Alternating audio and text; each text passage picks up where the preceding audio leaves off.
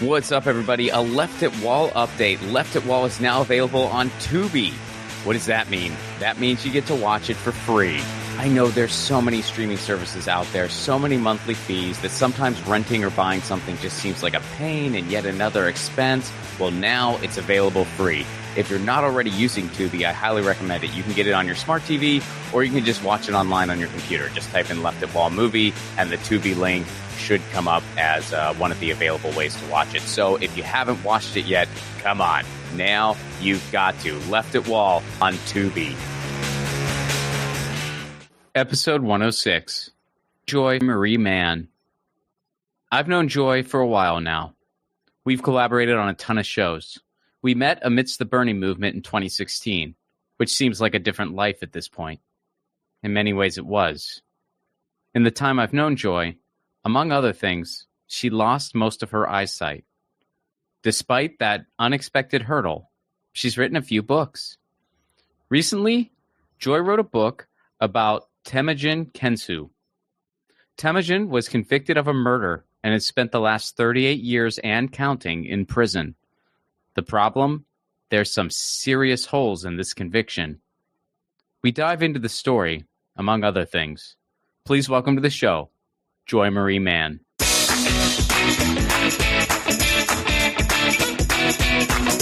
Joy Marie Mann, we meet again, and in this context. We do. It's always so great to do shows with you. We have so much fun, and it's just like I feel like we don't do it enough. It's just so great to see you and to talk to you always. Oh, that's kind. Back at you. So we're going to do a deep dive, which some of this I already know because I've just known you for so long. But nonetheless, this I actually don't know. Where are you from originally? Where did you grow up? Where were you born? Give me a little bit of the origin story. Yeah, I was born and raised in Bethlehem, Pennsylvania, which is outside of Allentown. And then I want to say I was there for 27 years. And then I moved to Philly for a few years. And now I'm in Harrisburg area. So you stayed around the Pennsylvania, kind of central east region. Yeah. Started where Jesus is from, moved on to somewhere Billy Joel sang about. Exactly. I mean, I started where Jesus is from, and right next to Bethlehem is Nazareth, believe it or not. Perfect. No, I know that. I mean, I'm a Keystone. Yeah, that's true. Too. You're a Yenzer. Yeah. I grew up in Pittsburgh and have spent many a time on the Pennsylvania Turnpike and also on the back roads too. I've done the Route 30 all the way to the shore before. Pennsylvania.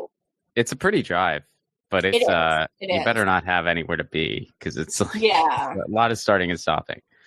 But well, so what was high school like for you? Oh my God. It was, to say I was bullied is the biggest understatement in the universe. Really? You were bullied? Okay. Oh my God, yes. Why? Because of the way I look. I mean, I've always, back when I was growing up, I grew up in a school that was predominantly people of color.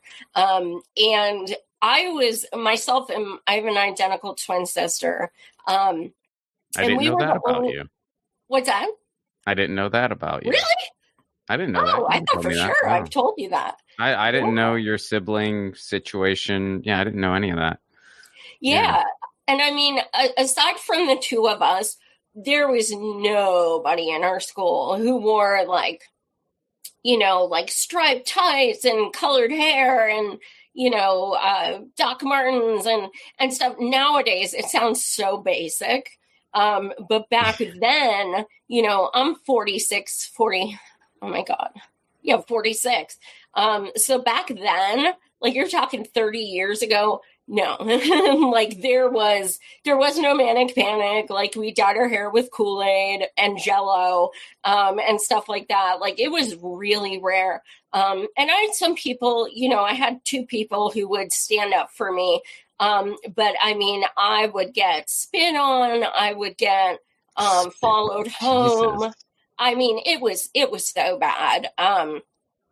the All one for like girl. looking kind of punky. Yeah, yeah. Well, then what's the origin story there? I mean, you didn't come out of the womb with nose rings and dyed hair and a Ramones You know, t-shirt. yeah, I did. Did No, you? I seriously, I've thought about this, and I seriously think, and this is being very vulnerable. I've never said this on air. In 8 years I've done my show. I seriously think that it was insecurities about the way I looked, so that I felt like if people said something about the way I look, it would be more aesthetics and less on how I myself look. So, like, when people would say something to me, it would be like, I have ugly hair or I dress like a freak. Whereas that was better for me than them saying, oh, you have this wrong with you or whatever. And I could be overanalyzing because I don't freaking know. But like, I was thinking about that and I thought, well, I didn't know anyone who dressed like that. I didn't, you know? And Well, of how'd course, you get into what's yeah, that? how'd you get into the music? Oh man, I had this friend, and he's gay, and he had the hugest mohawk, and he was in love with Tim Armstrong, and he wore the bondage pants and stuff. He went to a different school, and we would just listen to Rancid all the time. And so then I did the bondage pants and Doc Martens and, all of those things, the Liberty spikes in my hair. And, that kind of started it. Then it went to like X-ray specs and Bikini Kill. And, it just kind of went from there. But it was really that one guy and his love for Tim I Armstrong. feel like we always have that one guy. There's always that one guy. Yeah, so for me it was my buddy Dave. We're still friends to this day, but and it's funny, like my friend Dave, who lives in Philadelphia now. Actually, he is, and I see him occasionally because he works in the airline industry. So occasionally he'll just be traveling to any given place, and I'll get to see him. But yeah, he was the only person in my neighborhood who I knew of that was into punk rock music. And this was back when the internet was just in its infancy. And I knew Rancid, I knew Bad Religion. I kind of found some of the obvious stuff on my own. And then for the rest of it, I relied on Dave's backpack where he would, remember when people would write the bands that they liked in a whiteout Sharpie? It looked so stupid, but we all did it. So I would go to Dave's backpack. Remember, I was like, Fugazi, who is that? I'm going to go find out. And then I would go try to find the band at the record store. And yeah, that was how I got into like the DC hardcore. I didn't even realize that it all happened years ago. Right. Like I didn't even know. I'm like, oh man, I wonder if these guys are coming to town. Like, oh wait, no, this came out. Right. This came out a couple years before I was born. Like, I hope I see Joy Division one day. Wait, what? Ian Curtis? Yeah, right. Like, what? Oh, that's yeah. Well, it's great. I didn't know. Like my parents introduced me to classic rock when I was a kid, and I loved it all, and I didn't realize that it had all happened years ago. Like I thought it was all because you don't understand time when you're a kid, you know, and so you don't like because I'm like, hey, when can we? Like I asked my dad, I'm like, can we see the Doors? And he goes, no. I mean, maybe a tribute band. Yeah, or like sometimes they jam just without him. But I mean, I don't know. Without Jim Morrison, it's like I don't know. But all right, so you had a friend introduce you to punk rock. You got into the fashion, got into the music. High school was not fun. So what happened after you graduated? After I graduated, I went to community college. I was an English major. And then I went to another college that was kind of like a private college. I got a scholarship to called Cedar Crest in Allentown. And it was just not my thing. Like people there were just way too like they had money and stuff. Like it was just, I did not fit in. Like to me, being an English major is about creativity and not like just like, we're going to be bougie and talk about like all the so-called classics all day. Like that doesn't interest me at all. So I only went there for a year. And then I worked a lot of retail management and stuff like that, and was just not satisfied at all. I'm like, I am capable of more than this. No shade on anyone who does that job, because it is so freaking difficult to deal with people. So, but then when I moved to, to Harrisburg, I got a job with the state Commonwealth of Pennsylvania, and that was working in student loans. Dun, dun, dun. Oh, wow. Okay. So this might be kind of the radicalization origin story. It definitely taught me some things. I mean, I used to train people, but I would also take phone calls.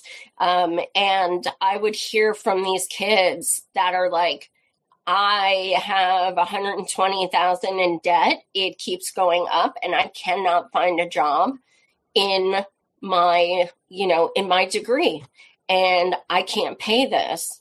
And, the other side of the office was collections, and they would just be like, collections won't stop calling me, but it's not that I don't want to pay. It's like, I literally can't, and these kids would call like absolutely hysterical, and it would break my heart, because I put myself through school. I literally, except for the scholarships I got for Cedar Crest, when I went to community college, I worked 8 to 5 and went to school 6 to 10, like just so I could put myself through school. So thankfully, I never had to take out loans.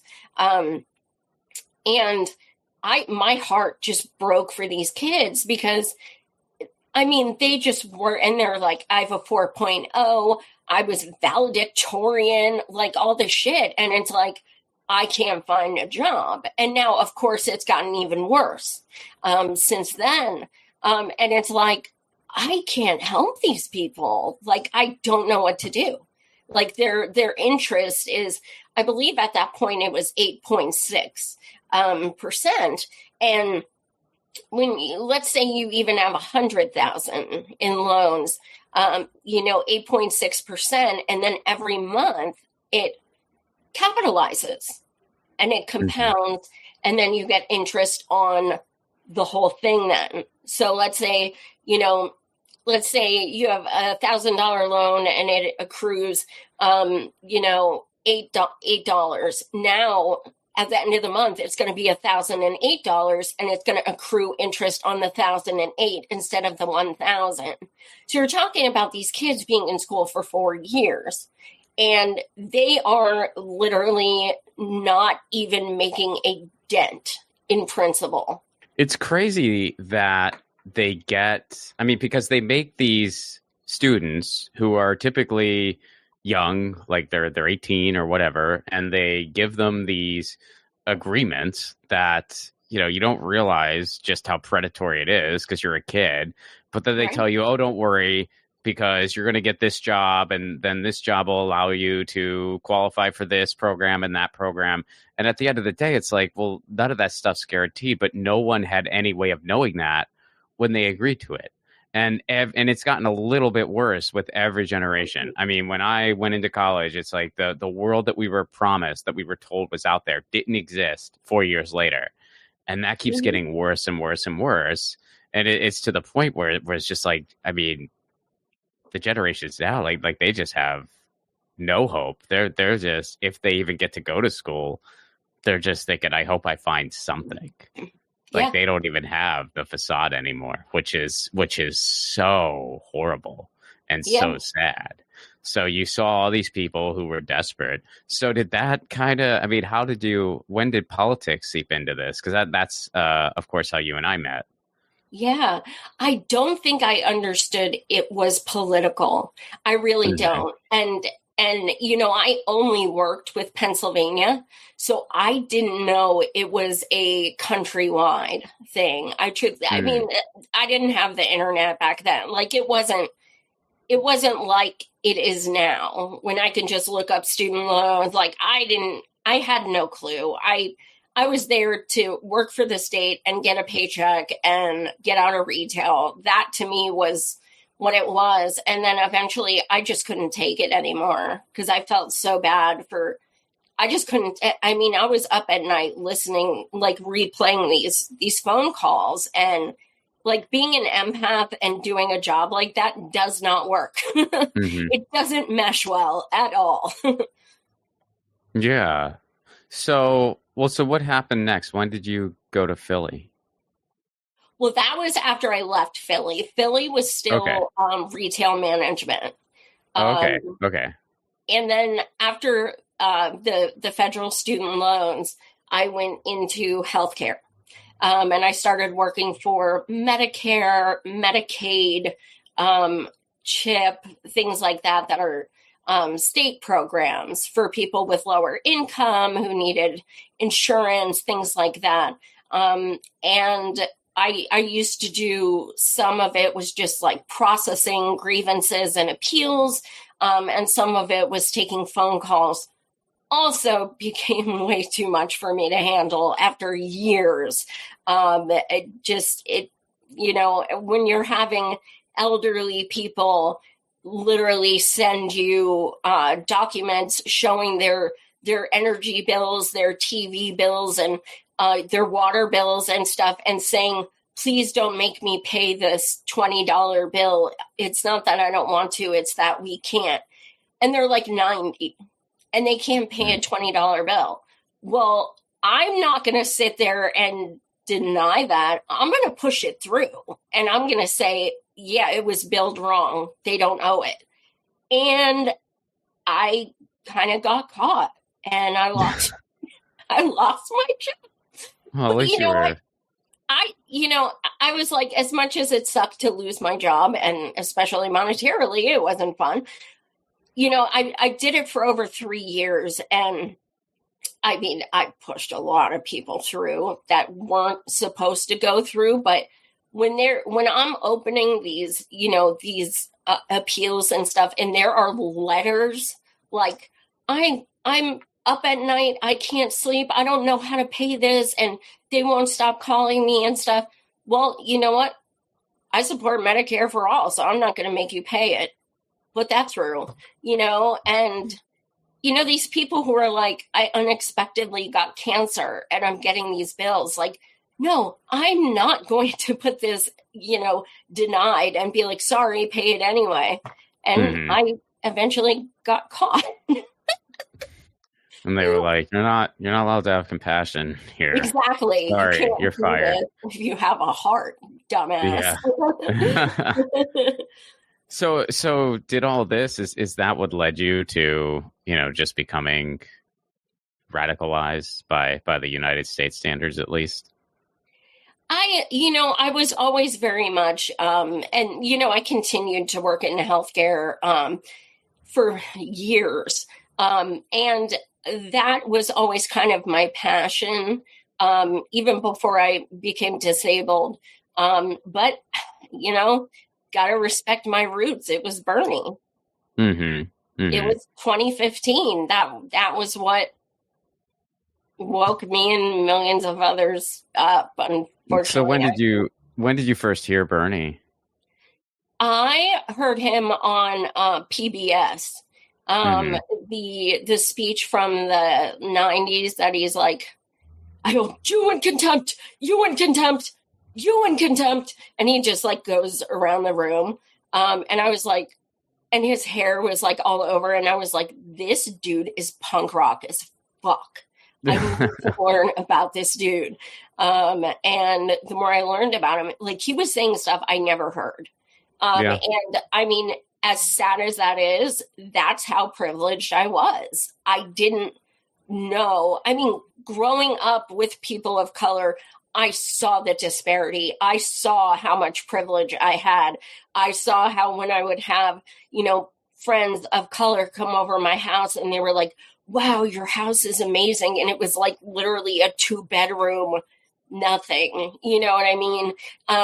And I saw how much injustice there was with people of color and with people who had low income, but I didn't really comprehend it until I started, when I, started volunteering for the campaign in 2015, and I actually spoke to people on a deeper level. That's when I was like, oh, holy shit. Like, I had no idea. I thought I knew what it was like for people to struggle, and I had no clue. No clue. Yeah, I mean, yeah, it's one of those things. I mean, it's like you hear, I kind of got radicalized by the Iraq War because I just, like, friends of mine were getting sent over there, and I'm like, why are we doing this? And then it just sort of, like I was off to the races at that point. Like I started reading Noam Chomsky, and I was just like, oh man, and that completely changed me. But then as the years went by, you would see people who were impacted by our healthcare system, and you would realize, like, why do we do this? Is ridiculous. Yeah. And that kind of framed my politics. And this was in college. And then when Bernie came around, it was like, oh, not there. There's more people who feel this way. Like there's more people who feel this way, because for years you would talk to even people who fancied themselves progressive minded or whatever, and you'd bring up universal healthcare, and they would say something like, oh, well, you can't get the quality of service there that you can get here. Right. And it's just bullshit propaganda.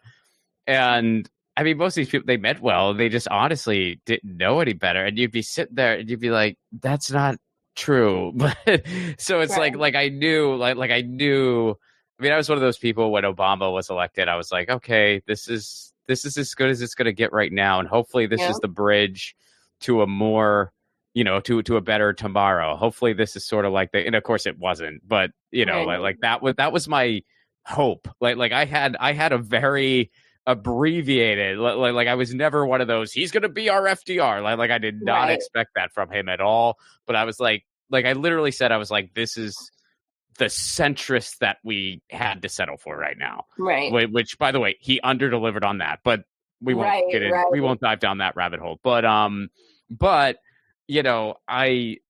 so when Bernie came along, it was like, oh, we're not as alone as we thought we were. All of a sudden, more people are open to these ideas, and the propaganda around universal healthcare isn't landing the way it did even like 8 years ago, and people are ready.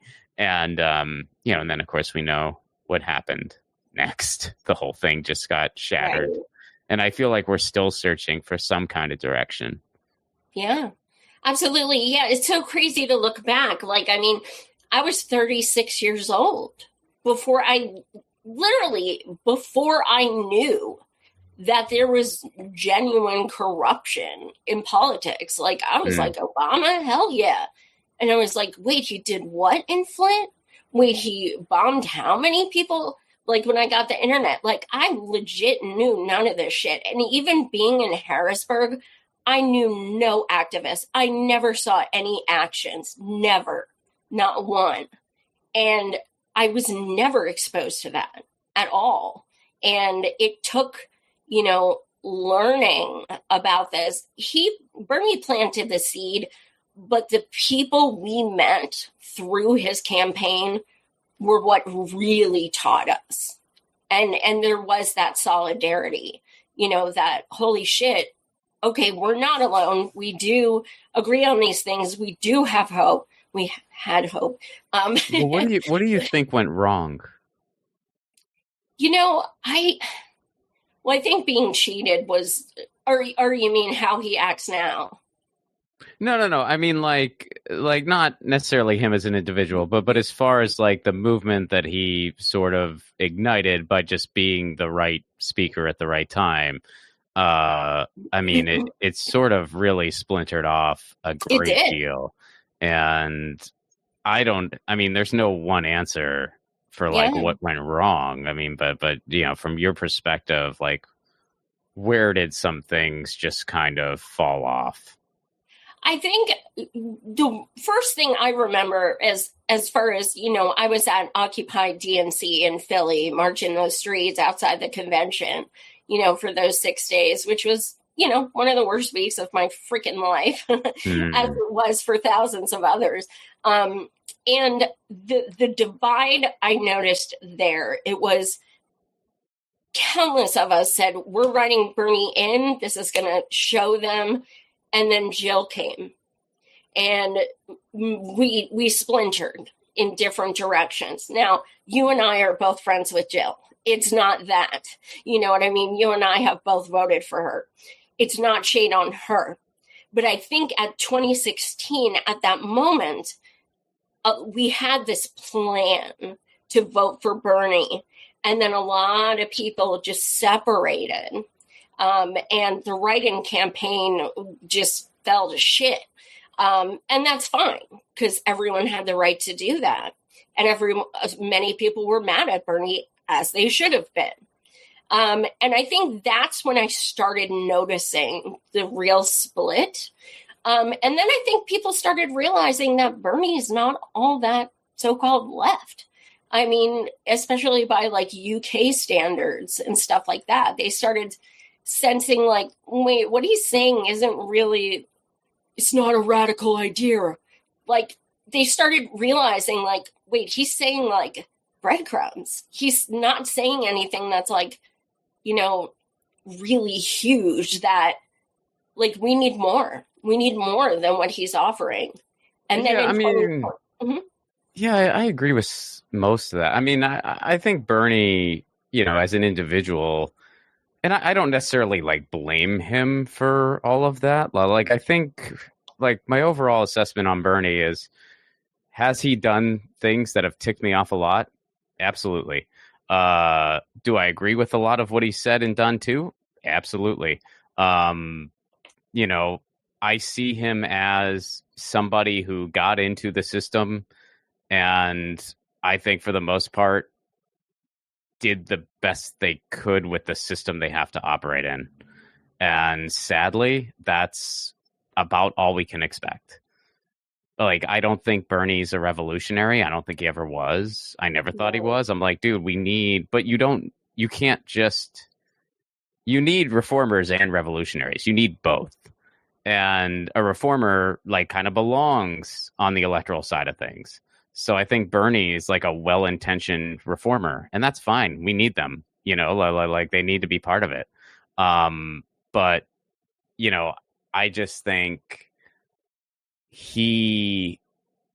there was a lot of stuff that was just out of his hands, like in the way he was cheated. We would be so much better off if he would have been president. So much better off. Even though, he wouldn't have gotten everything through that he wanted to. And he would have done some things that would have ticked everybody off too. But we would be so much better off. It's not even funny. And, but I think that somehow, and I lump myself into this, for a lot of people, like Bernie was their introduction into politics. Yeah. And then we just lost a ton of those people. We lost some of them to Trump. We lost some of them to whatever else. I think we lost some of them to straight up nihilism, which is lazy. And I don't know.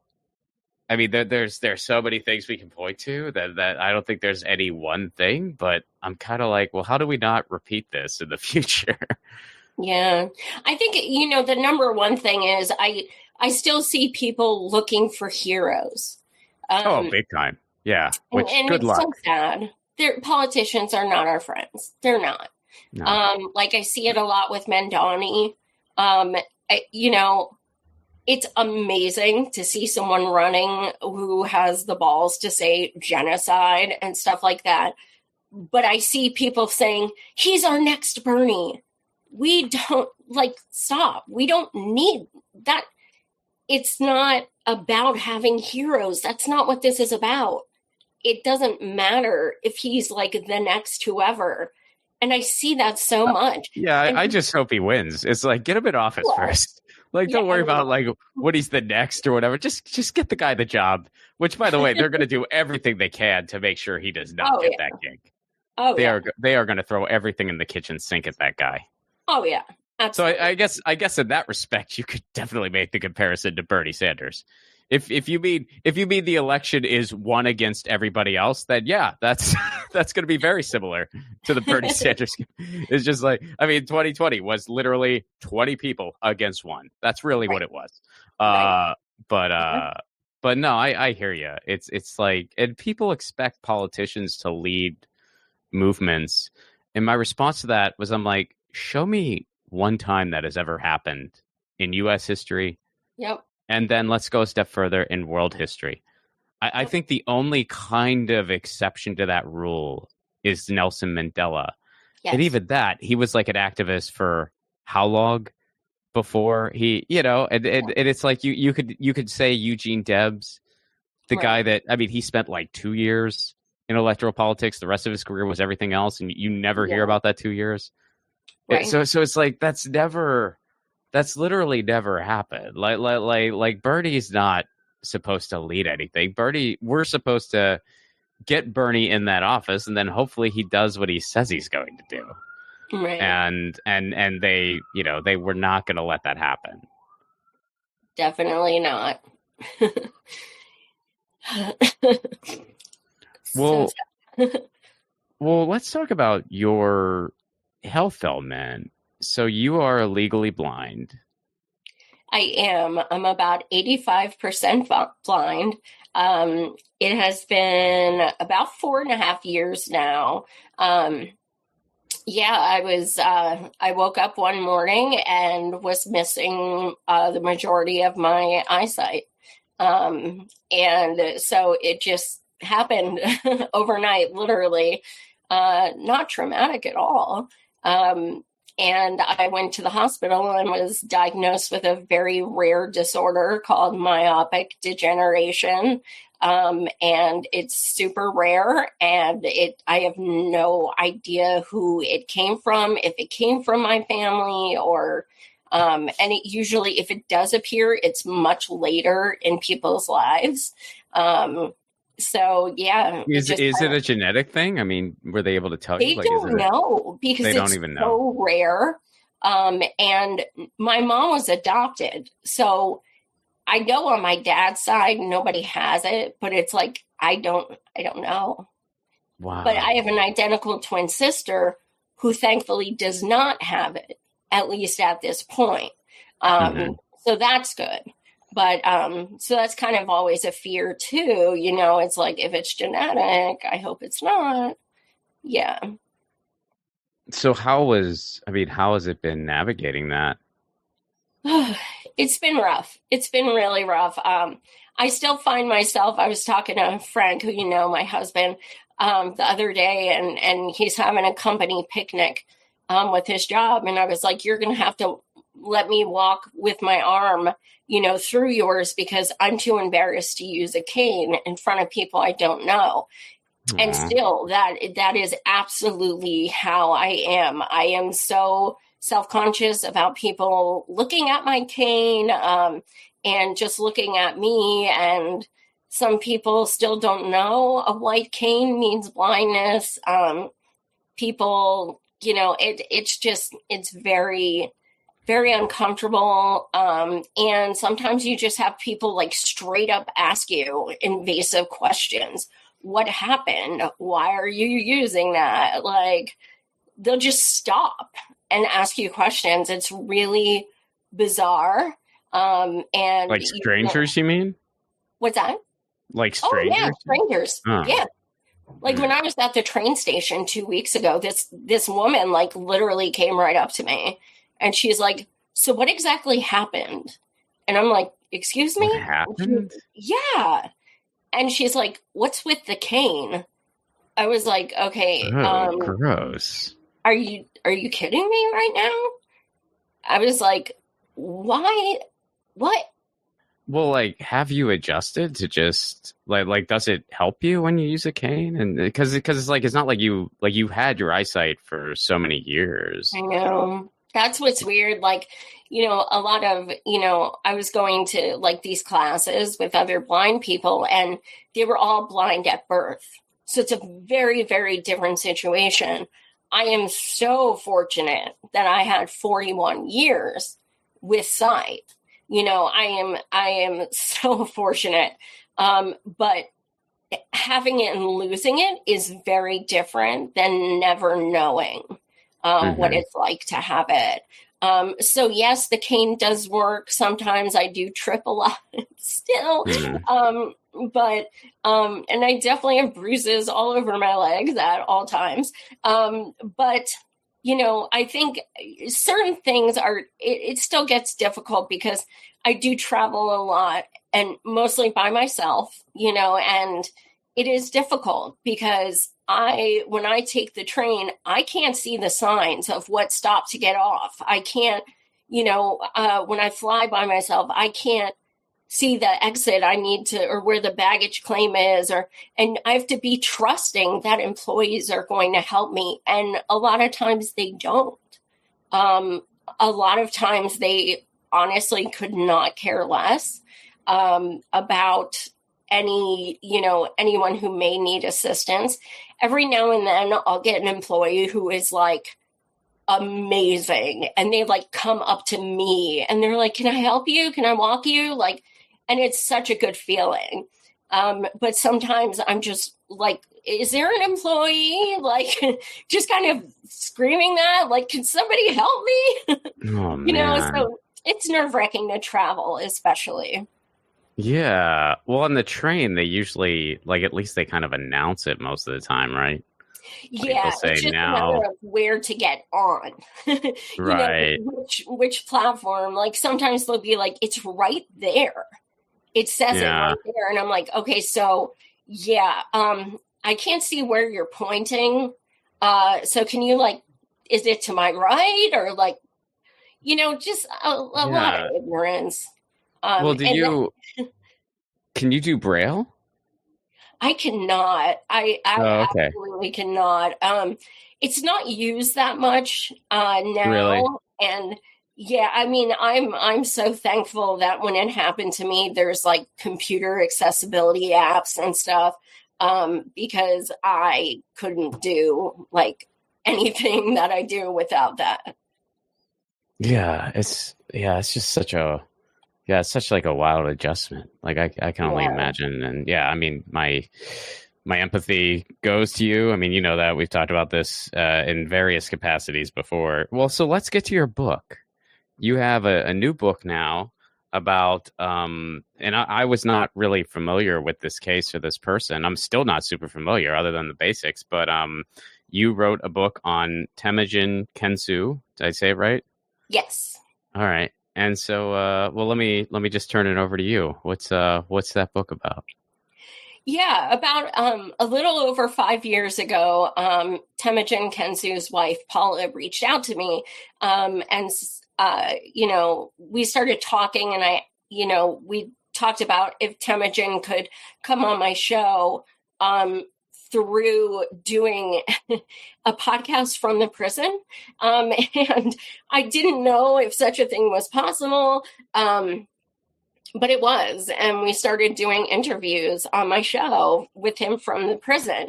Very staticky, low quality, things like that. But I wasn't sure he was innocent. When I first started. We'll back up just a second. So tell people what his deal is, what he. Well, Yeah, that's a good point. So there's this gentleman named Scott Macklem. He was a 20-year-old son of the mayor in the town outside of it's in Michigan, and outside of Port Huron. And he was shot once in the parking lot of his college where he went to school. And Temujin has 19 witnesses that he was almost 500 miles away. However, this was during Satanic Panic, and long hair, singer of a rock band, leather jacket, into martial arts. And he was a perfect patsy. And especially because the gentleman who was unfortunately killed, he was the mayor's son, that needed to be wrapped up quickly. And basically, Temujin is now on his 39th year in prison and counting. He has been proven innocent multiple times, yet still sits in there. So I've been interviewing him to just kind of bring awareness to it. And everyone says it's the craziest story, and it is, because this man has been proven innocent, but almost 40 years later, he's 62 now. His whole life, since he was 23, has been in prison, but he's in 8 innocence organizations, has judges, has celebrities, has, senators, has CIA, has FBI, dude has literally support from everyone. The lead advocate of the Supreme Court of India was tweeting about my book. This is a man who is known all over the innocence community worldwide for this injustice. And yet he still sits there. About a year ago, I was on the phone with him and his wife, and I said, this case is so insane. And every time I talk to someone about it, within 5 minutes, they're like, obviously he's innocent. It's so cut and dry. 19 witnesses, you're almost 500 miles away. That's kind of all you need. That's a pretty bulletproof alibi. Sorry. I didn't mean for that pun, actually. Yeah, no, that's okay. Apologies. Yeah. But it's so bananas because he still sits in there. And I said, look, would I have your blessing to write a book? And my blind ass, literally said that. And he's like, Joy, are you serious? And I was like, yes, I want to write a book, but I don't want to write just a true crime book. I want to talk about also who you are as a person and how you've changed my life. And so it's called Our Friend Temujin, the Wrongful Conviction of Temujin Kensu, because I wanted it about his case, but I also wanted it to explain who he is as a person. And I have submissions throughout it from Khalil Ali, Muhammad Ali's daughter, who's a supporter, Jason Flom, the co-creator of the Innocence Project, really amazing people who submitted things to me to put in the book to show who he is as a person. The reason I decided after, over 4 years of interviewing him that it was time to write a book is because he has a brain tumor amongst other very severe disabilities. And Gretchen Whitmer, who is the governor of Michigan, knows that his treatment is being held from him. They have not given him any treatment for over a year. They will not even let him have over-the-counter vitamins.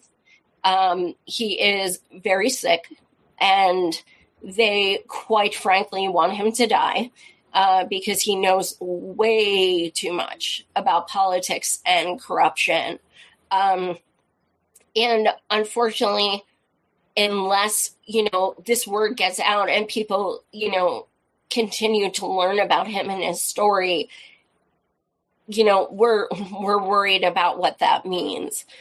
So I was like, I can't wait to do this anymore. I'm going to write a book, and I cannot believe it, but the prison actually let him have it like a week ago, and I sent it to him, and he is so in love with it. And that means everything to me. But yeah, I went to visit him in prison in January, which was probably one of the hardest things I've ever done because I had to leave without him. And I was there for over 4 hours, and I had to meet with contact back and forth with the prison countless times before I went. And because of my blindness, I actually convinced them to let me record the interview in the prison because I use a transcript, and that's true. I mean, I don't write or read. Like it's too hard for me. But when you go into prison, you can't bring a phone. You can't bring anything. So I was just like, ADA, ADA, ADA. And they're like, okay, whatever. So I get in there. I record over 4 hours of this interview, and that has not been done in over 30 years. So I have this amazing interview with him, and just everything from his childhood to the case to everything. And so a lot of the transcript is also in the book, as well as a lot of the documents that show the corruption. Governor Whitmer of Michigan, she has had Temujin's clemency papers on her desk for over 6 years, and she will not sign them. She has never said he was guilty. Never. Not once. But she won't deny them either, and that means he can't appeal. So she's literally just letting her term run out. And we don't know how much time he has, frankly. He's 62. He's got a lot of medical issues. And so as his friend, I was like, I need to do this. And, thankfully he loves it. And that's like the best feeling in the world. It is kind of incredible the way that this can happen. Yeah. And, you brought up the satanic panic, which for some of the really, really young listeners, they might not know what that is, but there was this period of time, I would say basically throughout the 90s. Yeah. Like, would you say? It was actually, this took place in 86. So it was like, okay, right when 80s, 90s. Yeah. Yeah, it was during the whole time of like the warning stickers. Yeah, Tipper Gore and like all that was sort of yeah. And then I think it like kind of went through like Marilyn Manson, which was a little later, but basically, and you think about the West Memphis 3, absolutely, and you think about actually recently, my wife and I just finished the yogurt murders. Did you hear about that? Yes. In Austin, where it was like there were just some weird metalheads who like to hang out and listen to music near a creek, and they were like they got something to do with this, and there was all these rushes to judgment, the way you can kind of coerce a fake confession, especially when you're dealing with teenagers. Yeah. And that's how this stuff happens, and I honestly think it is our era's version of like the witch trials. Yeah, absolutely. And it is just as ridiculous to where you are in such a rush for justice. And, my heart does go out to the victims. It's terrible what happened in all of these. And that's part of the reason that they're able to scapegoat these people, because it's so, what happened to those kids in West Memphis was so horrific. What happened in Austin was so horrific. What happened to this guy just, going to college and getting shot dead in cold blood, that's terrible. Yes. So they're able to just pin it on, just the person who's a little different, basically. And it's just, oh my God. Like, and I think that's, something that, I really talk about in the book, is that that's not justice for Scott Macklin. Like, it's the real killer is still out there. And did he do it again? I don't know. Like, and this isn't justice. Just having someone pay for it it's not okay. Like, so I definitely made it very clear throughout the book that I have so much sympathy for Scott's family, and what happened to him was absolutely unforgivable. I just wish someone who was not involved did not have to pay the price for it. Yeah, of course. Well, is there anything on the horizon, like from a legal standpoint? Like, does he have any type of appeal, or is there anything? At this point, we are continuing to badger Whitmer to sign that clemency paperwork. I don't see her doing it. She's had it for over 6 years. At this point, that's it. That's all he's got. He doesn't have any other recourse. The Michigan Attorney General, who is in the news yet again for being corrupt, she's the one who did the Flint cover-up. She's a gem, Dana Nessel. They started a CIU, which is a conviction integrity unit. And they were like, yes, Temujin's case is the first one we'll do. And the idea was, let's review cases and make sure these people should be in prison. And there was corruption throughout the review, and he's still there. And we have proof of all of these things. And it's all throughout my book, like all the documents and everything. It's surreal. There's proof of all of this, yet he's still in there. Yeah, I mean, and admittedly, I don't know all the ins and outs of this case. I just know, I still need to get your book, which I plan to do very soon. But I have not read it yet. But it's like I Googled this before our interview, just did like a basic, let me just sort of familiarize myself a little bit. And like everything you just see that pops up right away, they're like, yeah, dude was 500 miles away. Mm-hmm. It's like, okay, well, that sort of puts this to bed immediately. I mean, if there's so many people corroborating he was 500 miles away, yeah. You can't kill somebody over Zoom. And also it was the 80s, so Zoom wasn't around yet. So yeah, and then there's literally it's a million things. It's like he was given a private an attorney when you're poor and you're like assigned an attorney who has like a million cases.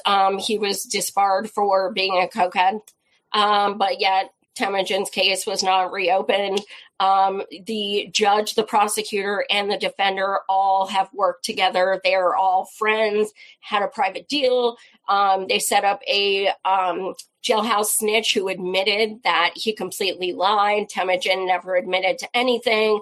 I mean, every single thing except a false confession is in this case. Everything you could possibly think of. It's unreal. So he never even gave a false confession. No, no. So they never even coerced him.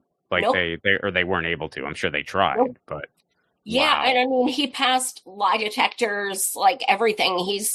No. Man, that's wow.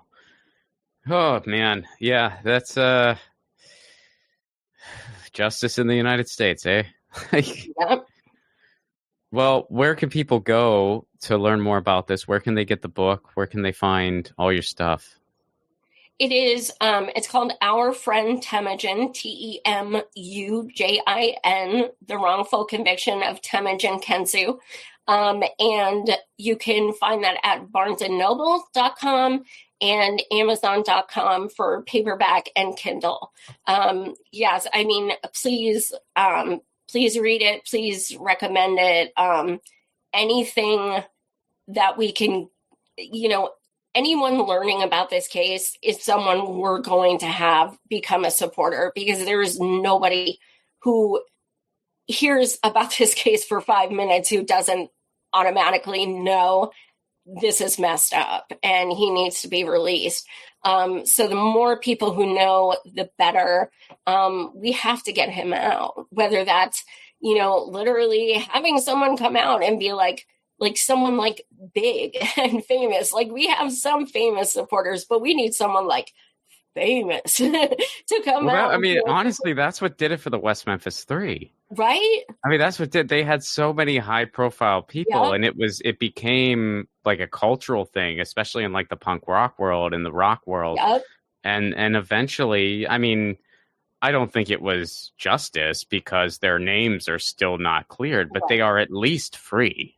They're at least free, and they can still have, I mean, they've lost a ton of years of their lives, but they still have, some left. And it's like, I feel like that's what it takes, which is so sad. But yeah, you need a bunch of high profile people to just keep making noise.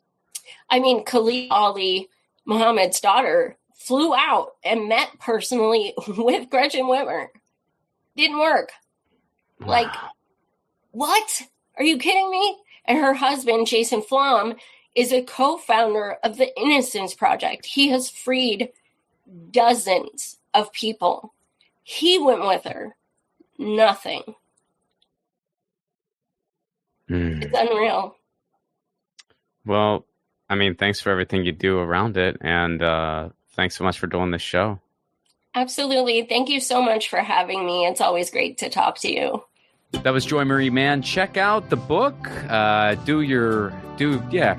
it out. Read the book. Do your, I almost said do your own research, but I know that's taken on a weird, kind of a weird meme-centric status these days. So I feel odd using it, but you know what I meant by that. Music for the 1000 podcast is provided by Andrew Saxon. Be sure to check out his podcast, the Baywatching Podcast, wherever you get your podcast. Leave us a 5-star review, would you? Make sure you're subscribed, and drop us an email, romplaconebooking@gmail.com, or you can just go right to my website, romplacone.com, and use the contact section. Who do you want me to talk to here on 1000? We still got a lot of guests to go.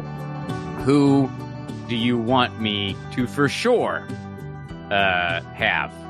Because you know what? We're already a little over a tenth of the way through. Before you know it, things are going to be, we're going to be at $9.99, which is a good grocery store sale, depending on the product.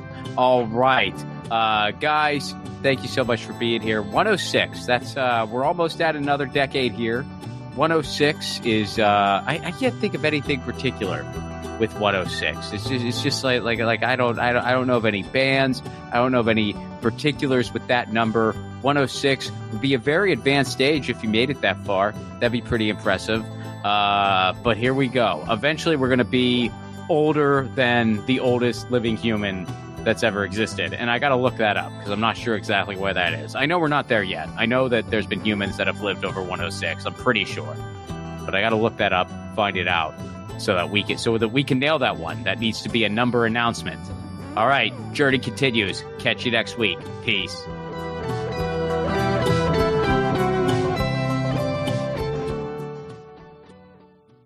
Hey guys, Ron Placone here. Take your own 1000 challenge. No, you don't need to interview 1,000 people, although if you want to do that, go for it.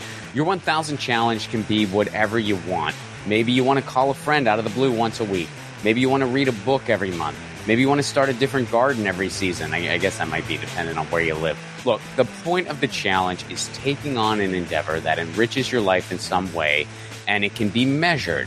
And then, of course, you do it regularly. That's what 1000 is doing for me, and hopefully for you too. The main reason for this podcast and every podcast I've ever done is to build community. So take your own challenge. Then join our Facebook group. It's called 1000 What's Your Challenge? ? That's 1000 What's Your Challenge ? And post about what your 1000 challenge is and the progress you're making. All I ask is that people be encouraging of each other's challenges. This is personal and vulnerable, so be cool. There's enough negativity on social media. We don't need to add to it. For those of you who aren't on Facebook, hopefully in the future we'll be expanding to places like Discord, Reddit, but for now, we're starting on Facebook. And again, that Facebook group is called 1000 What's Your Challenge? See you there.